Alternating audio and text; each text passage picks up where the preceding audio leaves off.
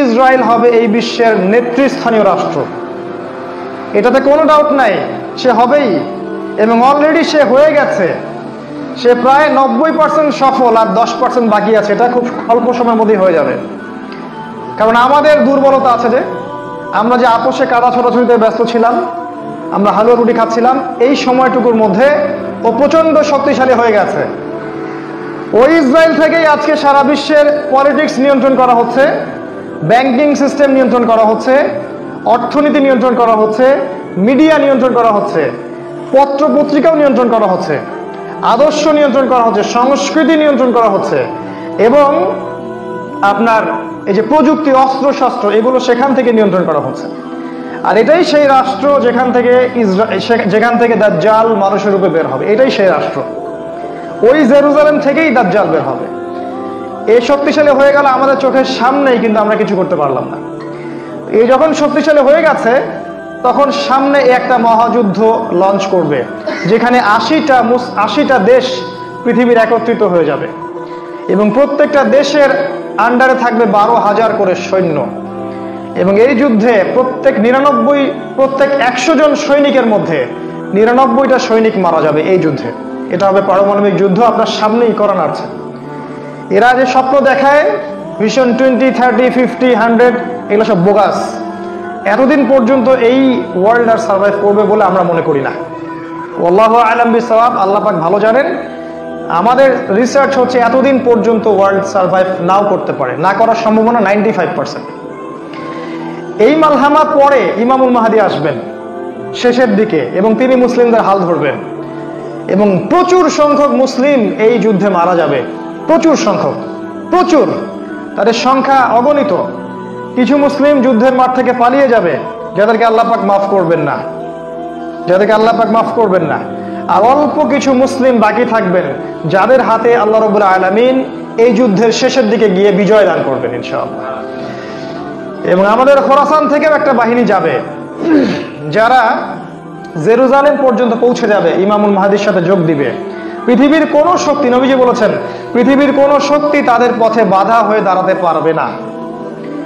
তিনি বলেছেন, তোমরা যদি হামাগুড়ি দিয়ে হয় বা বরফের উপর স্ক্রল করেও হয়, তোমরা যদি ওদেরকে পেয়ে যাও তাহলে তাদের সাথে যুক্ত হইও। এটা নসিহত নবী সাল্লাল্লাহু আলাইহি ওয়াসাল্লামের। এটা আসবে সামনের এই সময়টা। এই মালহামা পরে যখন মুসলিমরা আবারও বিজয়ের আসনে আসবে, তখন মুসলিমরা জয় করবে কনস্ট্যান্টিনোপল বা তুরস্কের ইস্তাম্বুল। এটা এখন নেটোর হাতে চলে গেছে, এটা আবারও মুসলিমদের হাতে চলে আসবে। তারপর ঘোষণা করা হবে যে মাসিহুদ দাজ্জাল মানুষের রূপে বের হয়েছে। কোথায়?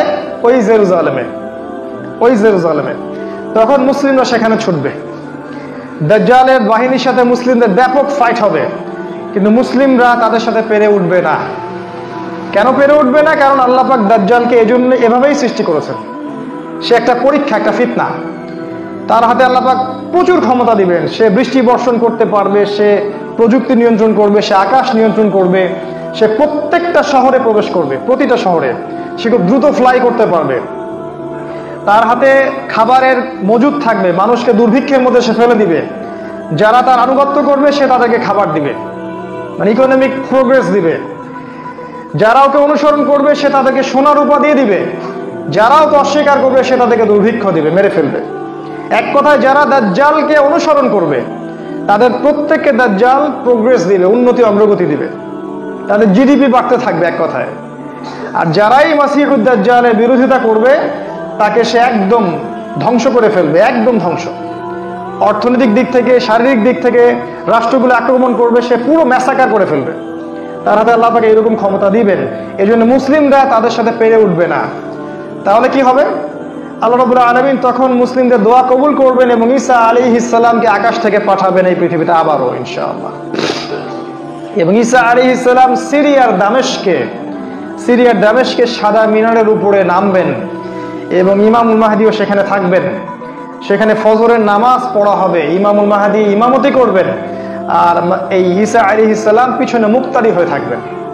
এটা আমাদের জন্য গর্বের বিষয়। এরপরে ঈসা আলাইহিস সালাম বলবেন যে অবরোধ তুলে দাও। অবরোধ তুলে দেওয়া হবে, মসজিদের দরজা খুলে দেওয়া হবে এবং ঈসা আলাইহিস সালামকে দেখা মাত্রই মাসিহুদ দাজ্জাল পালাতে শুরু করবে এবং দাজ্জালের বাহিনী অর্থাৎ ইহুদি খ্রিস্টান সভ্যতার সাথে মুসলিমদের যুদ্ধ হবে। নবী সাল্লাল্লাহু আলাইহি ওয়াসাল্লাম বলেছেন, হাদিসে শোনেন, নবীজি বলেছেন লাতুকাতিলুন্নাল ইয়াহুদ, শেষ জামানায় তোমরা অবশ্যই ইহুদিদের সাথে যুদ্ধ করবে, অবশ্যই করবে।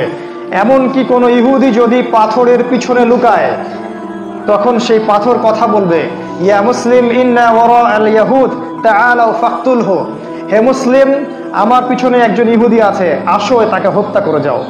এটা পাথর পর্যন্ত কথা বলবে। ফিলিস্তিনের বাবে লুদ নামক জায়গায় দাজ্জালকে হত্যা করা হবে।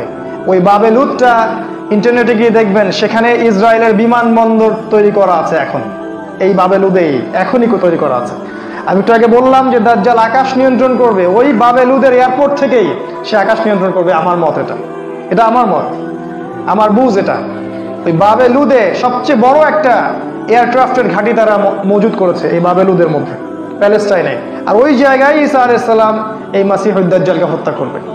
এরপরে ঈসা আলাইহিস সালাম জেরুজালেম থেকে ইমামুল মাহদিকে সাথে নিয়ে পুরো বিশ্বে ইসলামী খেলাফা বাস্তবায়ন করবে, পুরো বিশ্বে।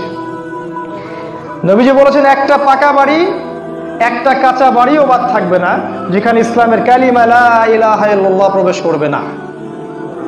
একটা কাঁচা বাড়ি একটা পাকা বাড়িও বাদ থাকবে না। এরপরে ঈসা আলাইহিস সালাম 40 বছর এই পৃথিবীতে ইসলামী খেলাফা বাস্তবায়ন করবেন। নবীজি বলেছেন, পৃথিবীতে কোনো জুলুম থাকবে না, কোনো রকমের অন্যায় পাপাচার থাকবে না। বাঘে এবং হরিণে এক ঘাটে পানি খাবে, কেউ কারো প্রতি কোনো অবিচার করবে না। এক একটা ফল হবে বিশাল বিশাল, আল্লাহ পাক বরকতের দরজা সব খুলে দিবেন। প্রচুর বৃষ্টিপাত হবে, মাটি উর্বর হবে, প্রচুর মানে সুজলা সুফলা হয়ে যাবে এই পৃথিবীটা। আবারও আগের অবস্থায় চলে আসবে পৃথিবীটা ইনশাআল্লাহ। কোনো দূষণ থাকবে না, কিচ্ছু থাকবে না ইনশাআল্লাহ। এই 40 বছর তিনি রাজত্ব করবেন, তারপর তিনি মারা যাবেন এবং তাকে দাফন করা হবে রাসূল সাল্লাল্লাহু আলাইহি ওয়াসাল্লামের কবরের পাশে। আর ইমামুল মাহদি আরো আগেই মারা যাবেন, তিনি 7 বা 9 বছর রাজত্ব করবেন, এই মুসলিম উম্মাহকে নেতৃত্ব দিবেন। এই অবস্থাটা সামনে আসতে যাচ্ছে। এই কথাগুলো আপনাকে কোনো সেকুলার মিডিয়া বলবে না, কোনো কাফের মিডিয়া বলবে না, কোনো পত্র পত্রিকায় পাবেন না। ইভেন এখন ওয়াজ মাহফিলেও এগুলো বলা বন্ধ হয়ে গেছে। এই কথাটা আমি কেন বললাম, শুধু এত যে বড় একটা কথা আমি বললাম, এত ডিটেলস বললাম, এটার কারণ একটাই, যাতে আপনি হীনমন্যতায় না ভোগেন। সামনের যে বিজয়ের সময়টা, সেটা আমাদের বিজয়ের সময়। কোনো সন্দেহ নাই যে এই সময়টা অবশ্যই আসবে, কারণ প্রিয় নবী মুহাম্মদ সাল্লাল্লাহু আলাইহি ওয়াসাল্লাম তার পবিত্র জাবান এটা বলে গেছে। আমাদের নবী সাল্লাল্লাহু আলাইহি ওয়াসাল্লাম তার অলৌকিক পবিত্র জাবান এটা বলে গেছেন, কোনো শক্তি নাই পৃথিবীর এই কথাকে উল্টে দিতে পারে ইনশাআল্লাহ তাআলা। অতএব এখন যে দেখছেন এই যে সেকুলারদের দাপট, এই যে কাফেরদের দাপট, নাস্তিকদের দাপট, মুরতাদদের দাপট, একদম সব ওদের হাতে। অর্থনীতি, রাজনীতি, এভরি সিঙ্গেল সেক্টর ওরা কন্ট্রোল করছে। এর কিচ্ছু অবশিষ্ট থাকবে না ইনশাআল্লাহ তাআলা। ওরা যতই চেষ্টা করে নিক না কেন, তারা ইসলামের এই অপ্রতিরোধ্য গতিটা ঠেকাতে পারবে না ইনশাআল্লাহু আযজা ওয়া জাল্লা।